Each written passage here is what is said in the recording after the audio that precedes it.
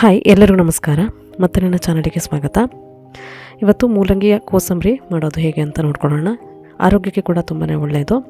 ಇಲ್ಲಿ 2 ಮೂಲಂಗಿ, ಎಳೆಯ ಮೂಲಂಗಿನ ತೊಗೊಂಡಿದ್ದೀನಿ. ಅದರ ಪೂರ್ತಿಯ ಸಿಪ್ಪೆಯನ್ನು ತೆಗೆದುಬಿಟ್ಟು ನೀಟಾಗಿ ತುರಿದು ಇಟ್ಕೊಳ್ತಾ ಇದ್ದೀನಿ. ಒಂದು ಪಾತ್ರೆನ ತೊಗೊಂಡಿದ್ದೀನಿ. ಅದಕ್ಕೆ 2 ಟೀ ಸ್ಪೂನ್ ಆಗುವಷ್ಟು ಕೊಬ್ಬರಿ ಎಣ್ಣೆನ ಸೇರಿಸ್ತಾ ಇದ್ದೀನಿ. ಕೊಬ್ಬರಿ ಎಣ್ಣೆ ವಿಶೇಷವಾಗಿ ಒಂದು ರುಚಿ ಕೊಡುತ್ತೆ, ಹಾಗೆ ಆರೋಗ್ಯಕ್ಕೆ ಕೂಡ ಒಳ್ಳೆಯದು. ಹಾಗೆ ಎಣ್ಣೆ ಸ್ವಲ್ಪ ಬಿಸಿ ಆದ ಕೂಡಲೇ ಅದಕ್ಕೆ 1 ಟೀ ಸ್ಪೂನ್ ಆಗುವಷ್ಟು ಸಾಸಿವೆಯನ್ನು ಸೇರಿಸ್ತಾ ಇದ್ದೀನಿ.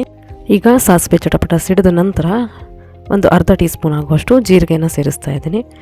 ನಂತರ ಅರ್ಧ ಟೀ ಸ್ಪೂನ್ ಆಗುವಷ್ಟು ಕಡಲೆಬೇಳೆನ ಸೇರಿಸ್ತಾ ಇದ್ದೀನಿ. ಕಡಲೆಬೇಳೆ ಚೆನ್ನಾಗಿ ಗೋಲ್ಡನ್ ಬ್ರೌನ್ ಆಗೋ ತನಕ ಫ್ರೈ ಮಾಡ್ಕೊಳ್ಳಿ. ಸ್ವಲ್ಪ ಟೈಮ್ ಬೇಕಾಗುತ್ತೆ ಫ್ರೈ ಆಗೋದಕ್ಕೆ. ಅದರ ನಂತರ ಅರ್ಧ ಟೀ ಸ್ಪೂನ್ ಆಗುವಷ್ಟು ಉದ್ದಿನಬೇಳೆನ ಸೇರಿಸ್ತಾ ಇದ್ದೀನಿ.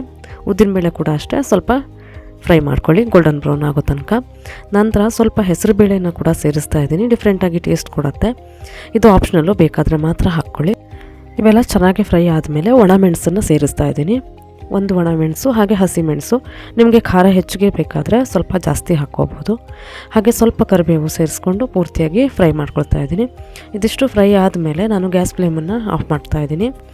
ಇದು ಎಣ್ಣೆಯಲ್ಲಿ ಫ್ರೈ ಆದಮೇಲೆ ಇದಕ್ಕೆ ಈರುಳ್ಳಿ ಮತ್ತು ಮೂಲಂಗಿನ ತುರಿದಿರೋವಂಥದ್ದನ್ನು ಸೇರಿಸ್ಬೇಕಾಗತ್ತೆ. ಬಿಸಿ ಇದ್ದಾಗ ಈರುಳ್ಳಿನ ಹಾಕಿದರೆ ಕೋಸಂಬರಿಗೆ ಅಷ್ಟು ಚೆನ್ನಾಗಿ ಟೇಸ್ಟ್ ಬರಲ್ಲ ಅಂತ ಹೇಳ್ಬಿಟ್ಟು ನಾನು ಆಮೇಲೆ ಸೇರಿಸ್ತಾ ಇದ್ದೀನಿ. ಈಗ ಸಣ್ಣಕ್ಕೆ ಹೆಚ್ಚಿರೋವಂಥ ಈರುಳ್ಳಿ ಅದನ್ನು ಸೇರಿಸ್ಬಿಟ್ಟು ಸರಿ ನೀಟಾಗಿ ಮಿಕ್ಸ್ ಮಾಡ್ಕೊಂಡು ನಂತರ ಅದಕ್ಕೆ ಈಗಾಗಲೇ ನಾನು ತುರಿದಿಟ್ಕೊಂಡಿರೋವಂಥ ಮೂಲಂಗಿನ ಕೂಡ ಈಗ ಸೇರಿಸ್ತಾ ಇದ್ದೀನಿ. ಮೂಲಂಗಿ ತುರಿದಿರೋವಂಥದ್ದು ಎಳೆಯಾಗಿ ಇದ್ದಷ್ಟು ಚೆನ್ನಾಗಿರುತ್ತೆ ರುಚಿ. ನಿಮಗೆ ಯಾವ ಥರ ಜಾಸ್ತಿ ಬೇಕು ಅಂತಂದರೆ ಜಾಸ್ತಿ ಕ್ವಾಂಟಿಟಿಲಿ ಮಾಡಿ. ನಾನು ಇದು 2 ಮೂಲಂಗಿನ ಮಾತ್ರ ಸೇರಿಸಿದ್ದೀನಿ. ಆರೋಗ್ಯಕ್ಕೆ ಕೂಡ ತುಂಬಾ ಒಳ್ಳೆಯದು. ಸೊ ಹಾಕಿದ ನಂತರ ನಾನು ನೀಟಾಗಿ ಎಲ್ಲದೂ ಹೊಂದ್ಕೊಳ್ಳೋ ಥರ ಸರಿ ಮಿಕ್ಸ್ ಮಾಡ್ತಾಯಿದ್ದೀನಿ. ಅದರ ನಂತರ ರುಚಿಗೆ ಸ್ವಲ್ಪ ಉಪ್ಪು ಸೇರಿಸ್ಬಿಟ್ಟು ಕೊತ್ತಂಬರಿ ಸೊಪ್ಪನ್ನು ಹಾಕ್ತಾಯಿದ್ದೀನಿ. ನಿಮಗೆ ಒಂದು ವೇಳೆ ತೆಂಗಿನಕಾಯಿ ತುರಿ ಬೇಕು ಅಂತಂದರೆ ಕೂಡ ಹಾಕ್ಕೋಬೋದು. ಸ್ವಲ್ಪ ಡಿಫ್ರೆಂಟಾಗಿ ಟೇಸ್ಟಾಗಿ ಬರುತ್ತೆ. ಇದು ತುಂಬಾ ಸಿಂಪಲ್. ಹಾಗೆ ಅದಕ್ಕೆ ಕೊನೆಗೆ ನಾನು ಲಿಂಬೆಹಣ್ಣಿನ ರಸನ ಸೇರಿಸ್ತಾ ಇದ್ದೀನಿ. ಸೇರಿಸ್ಬಿಟ್ಟು ಸರ್ವ್ ಮಾಡ್ಬೋದು. ತುಂಬಾ ಸಿಂಪಲ್, ಆರೋಗ್ಯಕ್ಕೆ ಕೂಡ ತುಂಬಾ ಒಳ್ಳೆಯದು.